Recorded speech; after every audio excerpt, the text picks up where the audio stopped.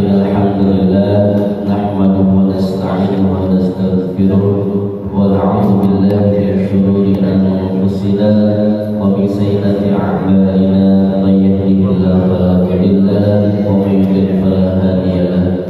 Asyhadu an la ilaha illallah wahdahu la syarika lahu wa asyhadu anna Muhammadan 'abduhu wa rasuluhu la nabiyya ba'dahu. Allahumma salli wa sallim ala sayyidina wa maulana Muhammadin wa ala alihi wa ashabihi ajma'in, amma ba'du. Yang sama-sama kita hormati dan dimuliakan Allah Subhanahu wa ta'ala, guru kita Al-Mukarram Muhammad Arif Fadli, yang kita senantiasa doakan mudah-mudahan beliau diberikan panjang umur, kesehatan jasmani dan rohani, dan juga senantiasa diberikan kemudahan dan kelancaran Allah Subhanahu wa taala dalam setiap dakwahnya. Yang kami hormati Ketua DKM Masjid Al-Isra beserta Masjid Jajaran beserta seluruh hadirin kaum muslimin dan muslimat jemaah Masjid Al-Isra yang Allah Subhanahu wa taala. Bersyukur tentunya adalah sama-sama kita panjatkan kepada Allah Subhanahu wa taala atas kudrat dan iradahnya. Alhamdulillah pada hari ini tentunya kita masih diberikan kenikmatan Allah Subhanahu wa taala sehingga masih mampu dan bisa melaksanakan kewajiban kita yaitu salat subuh berjamaah dan dilanjutkan dengan kajian rutin di setiap ahad pada subuh, dan juga salat serta salam yang senantiasa dipanjatkan kepada Habib tertinggi Nabi Muhammad sallallahu alaihi wasallam, kepada keluarganya dan kita serta mudah-mudahan senantiasa mendapatkan syafaatnya di hari kiamat nanti. Baik hadirin jemaah rahimakumullah, tanpa berpanjang kalam adalah sama-sama tentunya sebelum kita mengikuti kajian pada kesempatan sore hari ini, kita awali dengan membacakan Al-Fatihah ala hadirin niyyah wa likulli niyatin shalihah wa la hadirin Nabi Muhammad sallallahu alaihi wasallam. Al-Fatihah. A'udzu billahi minasy syaithanir rajim. Bismillahirrahmanirrahim.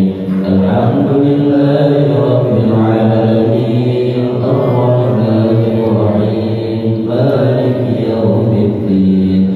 Iyyaka na'budu wa iyyaka nasta'in. Ihdinas siratal mustaqim. Siratal ladzina an'amta 'alaihim ghairil maghdubi 'alaihim waladdallin. Amin. Amin amin amin. Selanjutnya adalah persiapan kita untuk mendengarkan ilmu yang disampaikan oleh guru kita. Kepada beliau dipersilakan.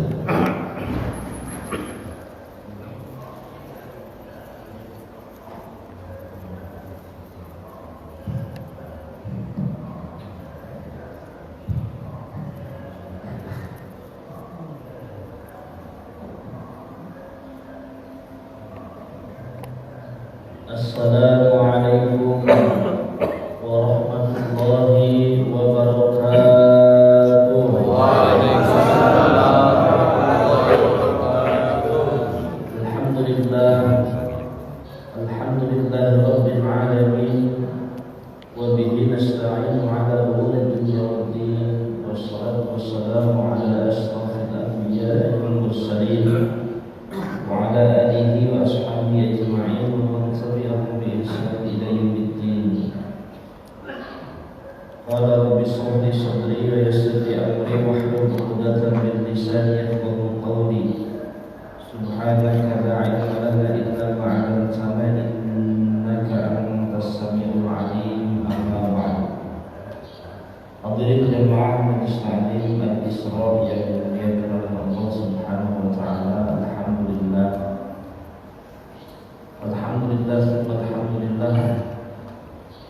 atas nikmat dari Allah Subhanahu wa taala, kita semua diperkenankan hadir di majelis yang kita cintai ini dalam rangka talabul ilmi. Mudah-mudahan langkah kita, niat kita, tujuan kita senantiasa dihitung sebagai amal ibadah di hadapan Allah Subhanahu wa taala. Salawat beriring salam kami kita haturkan kepada junjungan alam Rasul pilihan baginda Mustafa kita Muhammad sallallahu alaihi wasallam, yang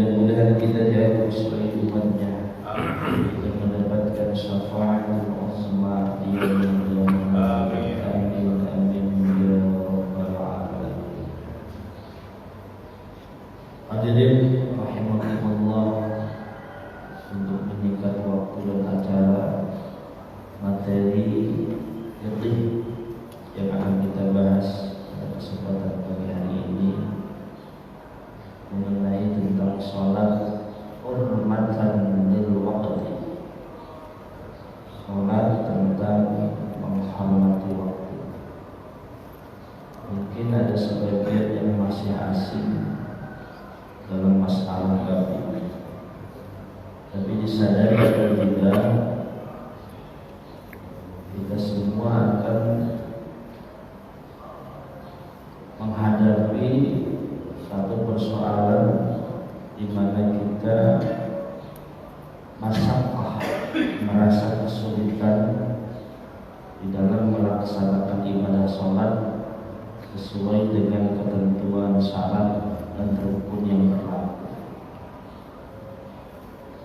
Contoh saja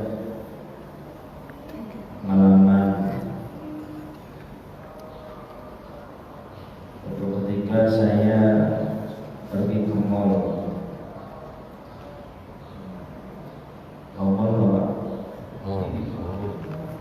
Saya pergi ke mall. Mallnya di Sumarekon. Kali-kali Pak jalan-jalan. Waktu itu salat maghrib.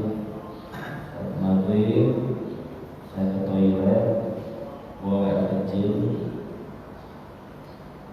Kemudian tanpa disengaja tetesan air kencing jatuh ke celana. Otomatis celananya najis atau suci? Najis. Di masjid mau ganti sarung nggak ada, celana orang nggak mungkin, mau beli mahal, nggak cukup uangnya. Sedangkan syarat daripada sholat adalah taharah minal hadas wal najas, suci dari hadas dan najis. Hadas bisa disucikan dengan berwudu, tapi kesucian dari najis ibadah melakukan betul ibadah di tempat dan di pakaian itu juga menjadi syarat daripada keabsahan sholat. Kira-kira dalam kondisi seperti itu Bapak tetap sholat apa tidak sholat? Tetap sholat. Kalau sholat seperti apa yang ditentukan oleh syariat tentu tidak sah, betul? Karena tidak ada syarat yang terpenuhi di dalam sholat, yaitu suci dari najis. Maka kondisi inilah yang menjadikan para ulama memberikan satu kontribusi hukum melalui ijtihad, bahwasanya pada kondisi seperti ini maka tetap diwajibkan sholat, namun sholatnya hormatan lil waqti, sholat dalam rangka menghormati waktu sholat. Saya sholat maghrib, sholli fardhu maghribi hormatan lil waqti lillahi ta'ala, atau sholli fardhu maghribi li hurmatil waqti lillahi ta'ala. Saya sholat maghrib untuk menghormati waktu sholat. Jadi bukan sholat pada sesungguhnya, karena sholat pada sesungguhnya tidak sah, tapi sholat dalam menghormati waktu sholat. Konsekuensinya watajibu al-idah, watajibu al-i'adah. Kalau sudah sampai rumah wajib diulang, ya Pak, di kondisi pertama. Pernah nggak Bapak menghadapi pada kondisi demikian? Ya kalau ada sarung ganti sarung, betul? Cuma kondisinya tidak ada sarung, tidak ada celana, dan waktu sholat sudah tiba. Sedangkan kondisi pakaian kita terkena najis. Itu pertama. Yang kedua, kemarin waktu perjalanan umroh, saya baru pulang umroh Pak, jadi masih ada berkahnya. Nanti kalau mau sholat nanti aja. Minggu yang lalu saya umroh memimpin 50 jamaah tapi nggak ada jamaah Isra, nggak ada ya. Mudah-mudahan tahun depan mimpi jamaah Isra. Amin. Ya Rabbal Alamin. Waktu perjalanan dari Mekah menuju Jeddah sudah check out ya, sudah keluar hotel mau menuju Indonesia, kita ke Jeddah. Waktu itu saya lupa menyarankan para jamaah. Waktu itu berangkatnya setelah zuhur. Harusnya kan dijamak, asalnya dijamak takdim di waktu zuhur, agar dalam perjalanan sudah tidak sholat asar lagi, karena waktu yang tidak memungkinkan kalau harus turun dari bis. Kan waktu Pak, apalagi perjalanan dari Mekah ke Jeddah itu sulit ditemukan masjid karena sudah bebatuan, dan kalau turun juga memakan waktu, dikhawatirkan ketinggalan pesawat karena harus sampai bandara itu pas waktu asar, boarding gate. Nah, salat zuhur sudah selesai di Masjidil Haram, tapi tidak dijamak dengan sholat asar. Kita jalan itu habis makan siang menuju bandara. Tibalah waktu asar. Ya, saya lupa menginstruksikan kepada jamaah bahwa tadi zuhur harusnya dijamak dengan asar, dan saya juga tidak melakukan jamak, alias lupa juga. Saya bilang sama supir, ada kemungkinan nggak kita berhenti di pinggir jalan atau kosong? Salah satunya kan ada 4 kalau syarat: suci dari 2 hadas dan najis, kemudian menutup aurat, menghadap kiblat. Salah satunya itu. Mungkin kalau lihat kendaraan masih bisa kita menggunakan bersuci dengan air segelas kan bisa. Saya kan pernah ajarkan. Karena kita cuma punya air untuk berwudu. Ini kan air tahir mutahhir, suci dan mensucikan. Kenapa suci? Karena tidak tercampur najis, tidak tercampur tai cicak atau tai tikus, suci. Kenapa mensucikan? Karena bima khalaqahu min at-tahur, tidak tercampur benda suci yang larut, yang mampu merubah salah satu sifat air, baik rasa, warna, ataupun bau. Contoh benda suci tidak memasukkan teh. Kan kalau memasukkan teh berubah warnanya, betul? Berubah rasanya, berubah baunya. Air ini tetap suci, bisa diminum, tapi tidak mensucikan, alias tidak bisa dipakai untuk berwudu. Suci nggak airnya? Kalau kemasukan teh mensucikan nggak? Tidak. Tapi tetap suci. Tetap suci. Nah, air ini suci, tidak kemasukan najis, bisa diminum, dan mensucikan, tidak kemasukan benda suci yang dapat merubah sifat air. Berarti air ini hukumnya suci dan mensucikan. Ini pelajaran si Abi ini di pesantren. Si Abi udah melotok ke pesantren. Tahu Abi nggak Pak? Ada Pak? Ananto. Mana orangnya? Oh, ada.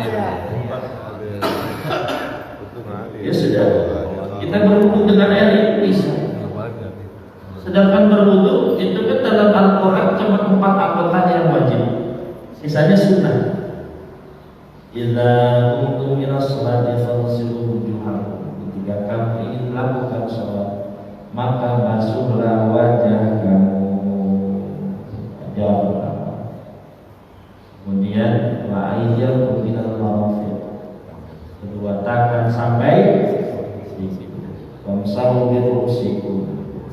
yang mengusap kepala. Dulu aturan udah Ka'bain kalau kamu membasuh kaki sampai Ka'bain sampai kedua mata, 4 itu Pak. Wajah, tangan, kepala. Adapun yang lain kumur-kumur basuh itu kan adanya di hadis. Basuh telinga adanya di hadis. Berarti itu bolehkah kita basuh yang wajib saja? Boleh. Dan meninggalkan basuhan itu juga sunnah. Yang penting basuhan pertama sudah mencukupi, sudah rata. Masa mau dipakai sih? Dan enggak sampai basah. Yang penting al-balag. Yang penting tidak harus mengalir. Basah sudah cukup. Contoh, tapi nggak saya kembali Pak. Satu, udah merata. Kemudian jatuh di tangan, alirin ini udah usah, cukup sekali. Kemudian jatuh lagi di tangan kiri, ada air, alirin ke bawah, sampai situ, usap. Kemudian kepala, kaki bisa tengah lah, setengah nggak banyak. Paham? Malah kalau saya umroh itu bawa spray yang tahu kan? Semprotan. Jadi air kalau beli botolnya doang kan ada ya dijual kan, isi air keran, suci air keran, mensucikan ya. Ketika itikaf di Masjid Nabawi, Masjidil Haram pertama-tama, betul kan? Misalkan betul, atau tiduran terlentang batal kan? Batal. Sedangkan kita mau baca Quran lagi, atau mau sholat sunnah lagi, nggak usah ke belakang, jalan, ngantri, turun, nggak usah. Udah pakai spray.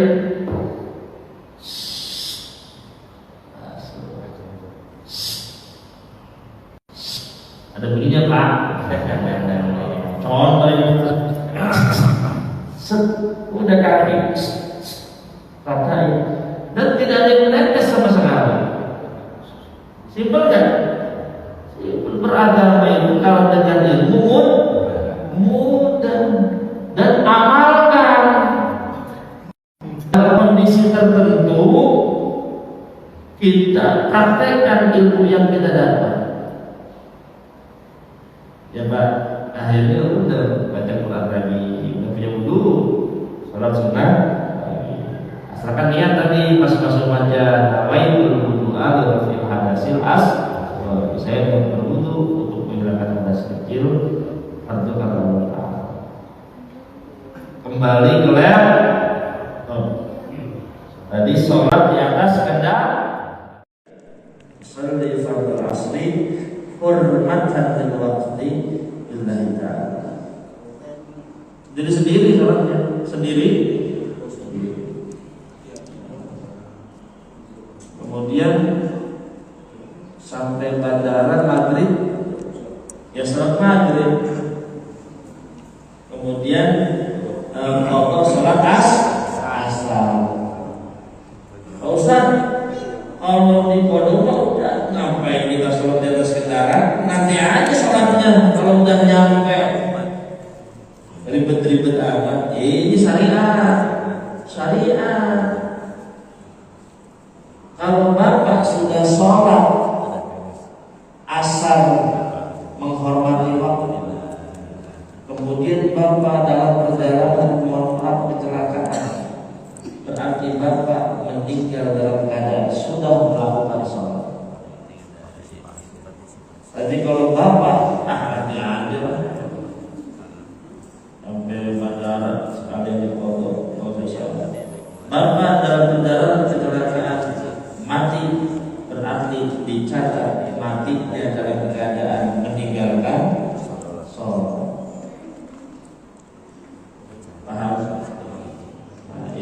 yang saya alami yang kedua. Ada yang ketiga. Ini masih mau dijelaskan nih. Kenapa sarapan belum ada? Kalau ada tolong nggak ada sarapan? Rata ada kan sarapan? Ada, siap. Ada. Siap. Ya saya kalau bagian saya berkacang itu. Yang ketiga. Ya saya tetap sekarang lagi konsultasi itu. Mana nih adanya berkacang hijau nih? Nah, kata Maranto. Di pesawat. Bapak pernah nggak sholat dalam pesawat? Hah? Kira-kira ada nggak syarat dan rukun sholat yang tidak terpenuhi dalam pesawat? Ada nggak? Ya rukun sujudnya nggak sempurna, sedangkan rukun sujud itu harus sempurna. Kan badan kita sehat, betul? Yang boleh rukun sujudnya dengan isyarat bagi orang yang sakit. Apalagi di pesawat yang tidak terpenuhi, menghadap kiblat, betul. Dan ada lagi yang ketiga, dan ini jarang, apa? Mustaqirrah fil ardi, menetap di bumi. Ju'ilat li al-ardu masjidan. Kata Rasul, bumi dijadikan Allah untukku tempat sujud. Jadi syarat daripada sholat salah satunya adalah di atas permukaan bumi. Sedangkan di pesawat itu di awam.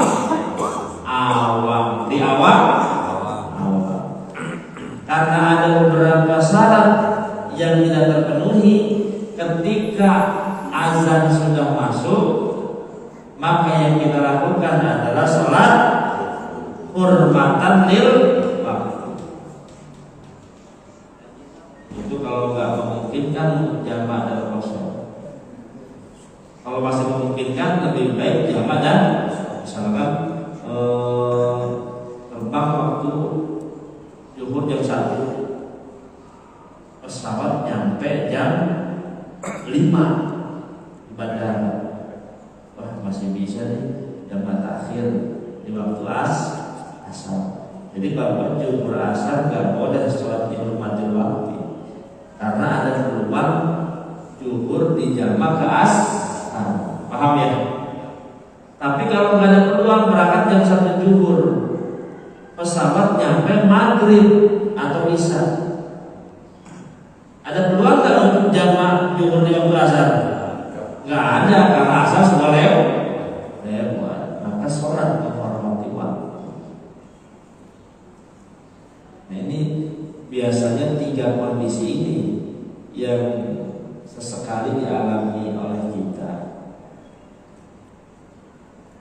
Baju najis, tidak bisa menghadap kiblat dan sebagainya. Ya udah sholat di atas pesawat.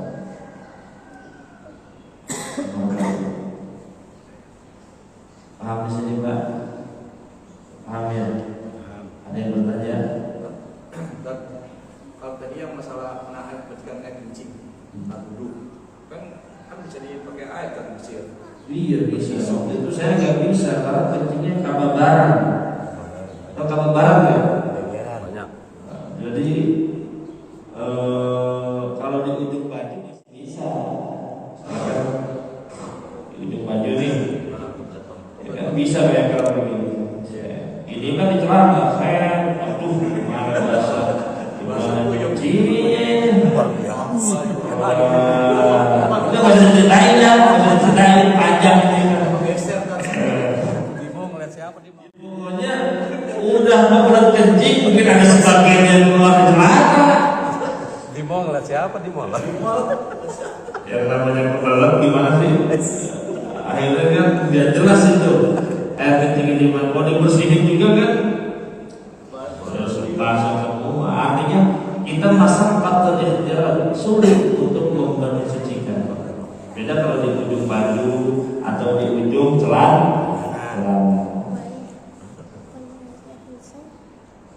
potensi saya fetis dan lain sebagainya. Ada lagi Pak? Kalau yang di mobil tadi kalau macet, saya juga saya dengar kalau nggak perlu tayamum nggak apa-apa kan? Iya, namanya faktor taboin. Orang yang tidak bisa melakukan wudu dan tidak bisa melakukan tayamum, maka itu juga salah satu penyebab diperbolehkannya sholat menghormati waktu. Tapi kalau dimungkinkan masih bisa wudu, seperti Bapak di atas kendaraan masih punya air, atau air nggak ada, tapi masih ada debu suci yang bisa digunakan, maka gunakan itu. Kecuali tidak ada semua, air buat dulu nggak ada. Kalau debu nggak mungkin, pasti ada, karena di jok mobil itu ada debu. Bukan debu yang kayak pasir bapak keruk, bukan permukain, bukan. Dalam kitab fikih ma fihi ghubar, sesuatu yang kita yakini adanya bentuk. Kalau bahasa Jawa bentuk Pak, debu halus, betul. Nah, Bapak yakini nggak ini di taplak ini ada debu? Yakin nggak? Yakin. Bukan berarti mana ada debunya nih. Itu pasir kan? Maka Bapak boleh nggak tayamum di atas taplak meja? Boleh. Di atas sejadah, apa namanya, karpet, Bapak yakin nggak ada debu? Tembok nggak harus terlihat, yang penting ada ada dugaan yang kuat di tempat itu dimungkinkan ada debu. Hanya berapa anggota Pak yang dibasuh? Tayamum dua saja. Apa? Wajah dan bukan telapak tangan sampai sikut.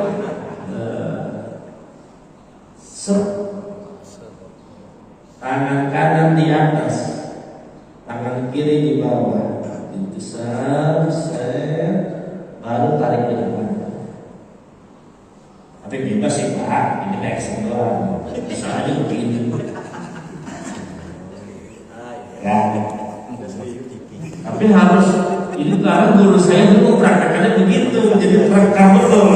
Tangan kanan di atas, tangan kiri di bawah. Ayo Pak Santri, putar, kemudian tarik ke depan, dan kita yakini debu itu rata. Kemudian pindah lagi, jangan di sini, karena nanti mustahil udah dipakai debu yang di sini. Pindah ke sini,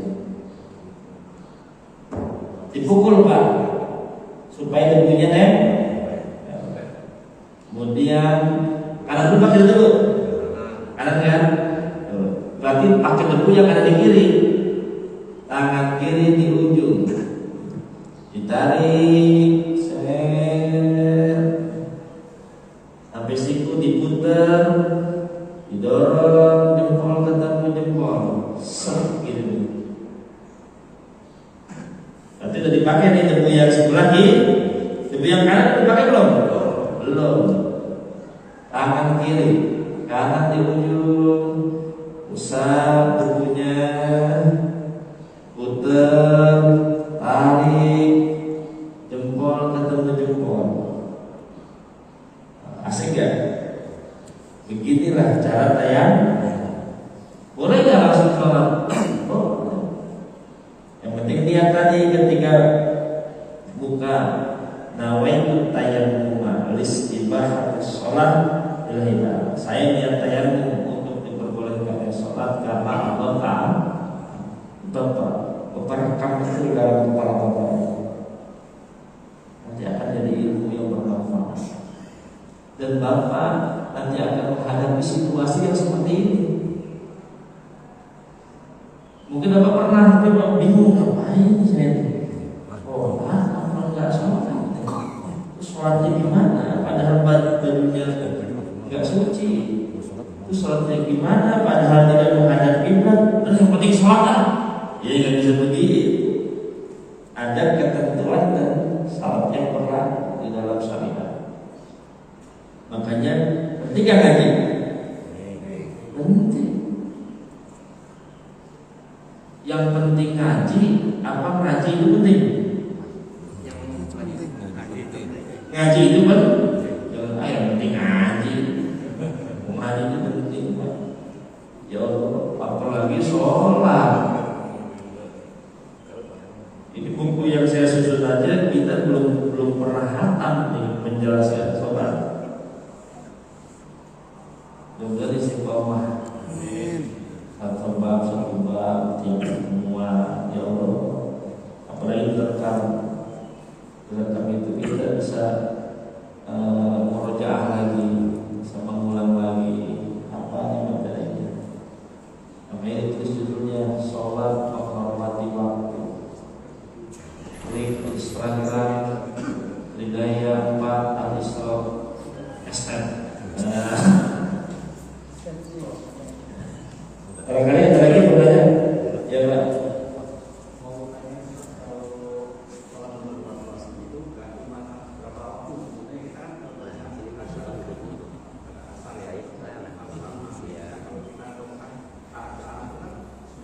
Tadi putus mati.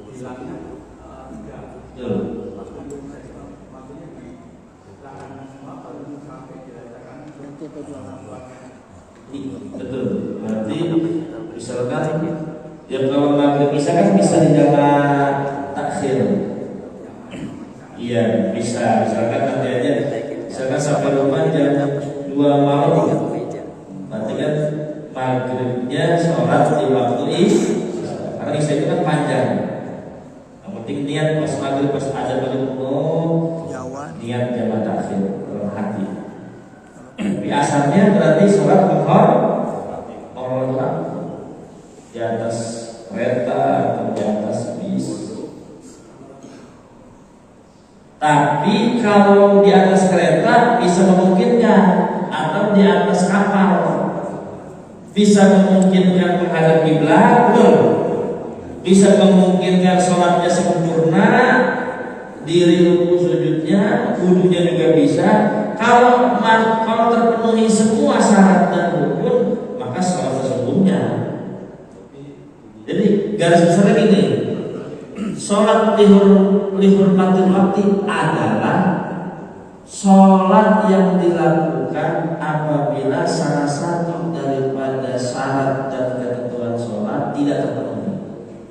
Seperti suci dari hadis najis, menghadap kiblat, maka bapak tetap sholat tapi hormatan lil waktu. Konsekuensinya sudah sampai rumah di kolor.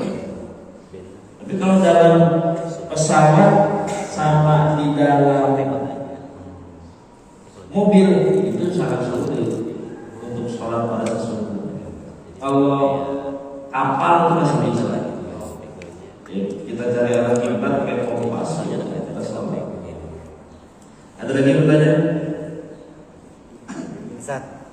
Ya. Assalamualaikum warahmatullahi wabarakatuh. Waalaikumsalam. Sholat menghormati waktu hukumnya apa, Ustaz? Yang kedua, seumpamanya dari maghrib ke isya, gitu. Apakah kita mengulang lagi? Ketemu nggak ketemu isya, ulang lagi tuh sholat menghormati waktu. Contohnya gimana Bapak Perjalanan gitu. Waktu itu kan ada rapat rektorat dari Parung Bogor ke Bekasi. Nah, itu susah tuh ini kan mau berhenti kan nggak mungkin. Jadi jam berapa? Berangkat memungkinkan jalan nggak? Enggak. Jadi memang udah tepat waktu itu ya, keadaannya memang sangat mendesak.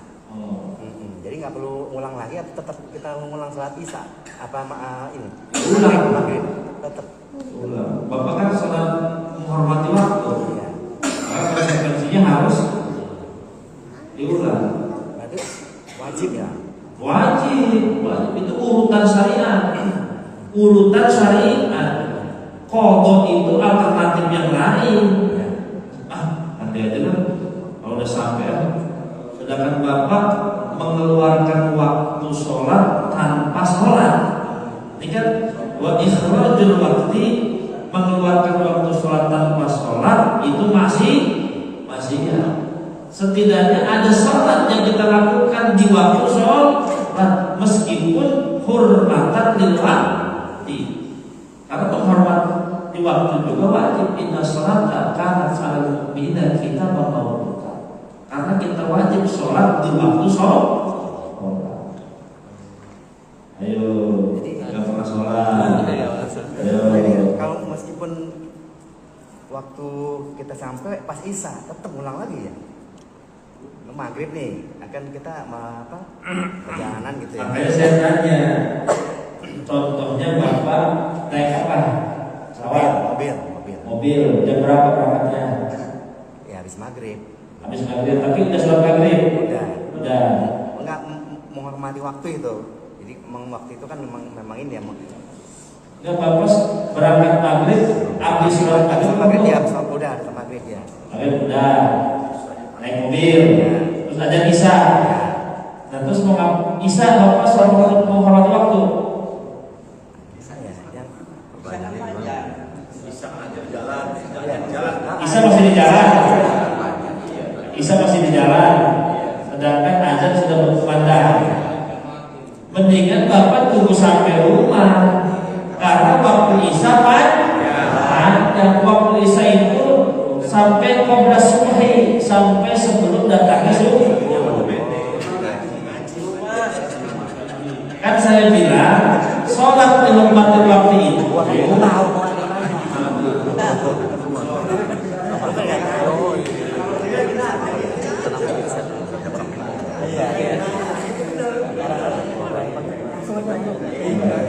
Paham ya? Iya.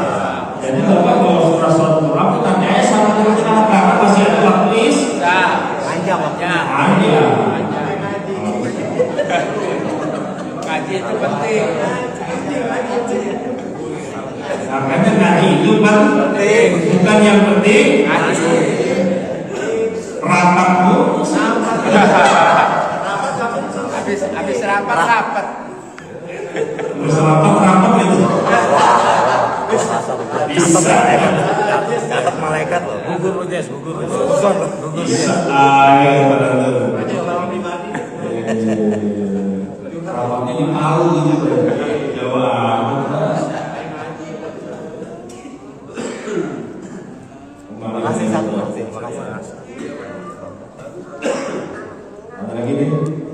Masuk dari Pak Mas apa? Beni. Taunya Bu Rizka doang. Mengatakan menghormati waktu kan ditakutkan kita nggak sampai di rumah kita meninggal. Nah itu yang dimaksudkan dia kan. Jadi enggak emang. Tapi udah banyak kata Pak Ustadz tadi kalau kita tidak menghormati waktu. Yes. Kan kita sudah meninggal. Bang kalau terjemahin dalam bahasa Arab. Emang bener Pak yang dimaksud Bapak begitu? Ya, kayak begitu. Cuma susun ininya itu loh. Iya. Dalam kondisi seperti itu tetap nggak boleh sholat menghormati waktu.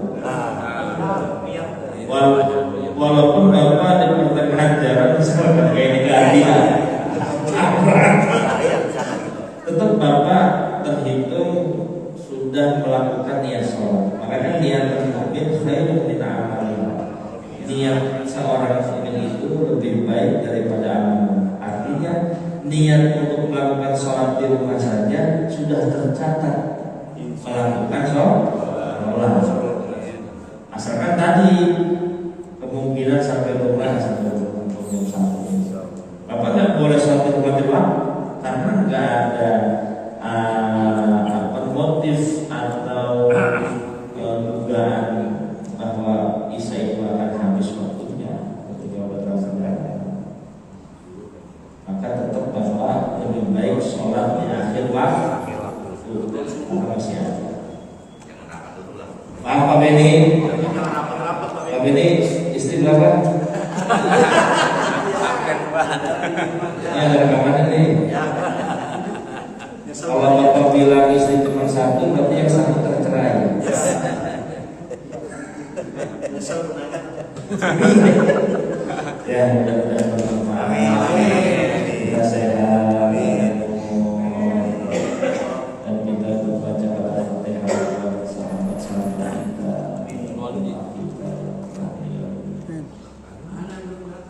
Bapak Santo, itu dengan itu hari ini kalau Bapak Santo hadir, Bapak saya ngobrol bakal lama. Ini gak ada yang ngobrol. Pak Beni, restoran. Jadi kamu harus banyak ngobrol sama saya. Insya Allah. Dari jalan. Dan menjaga kerja, kerja mulu kayak Restoran mulu ya, jalannya. ya yang mau restoran. Ya kalau mudah-mudahan jauh-jauh begitu saja. Amin. Amin. Amin.